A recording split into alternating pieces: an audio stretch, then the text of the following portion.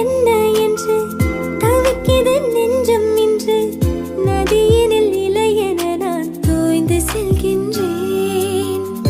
அரும்புகள் பூவாகும் அழகிய மாற்றம், 1000 ஆண்டாக பழகிய தோற்றம்.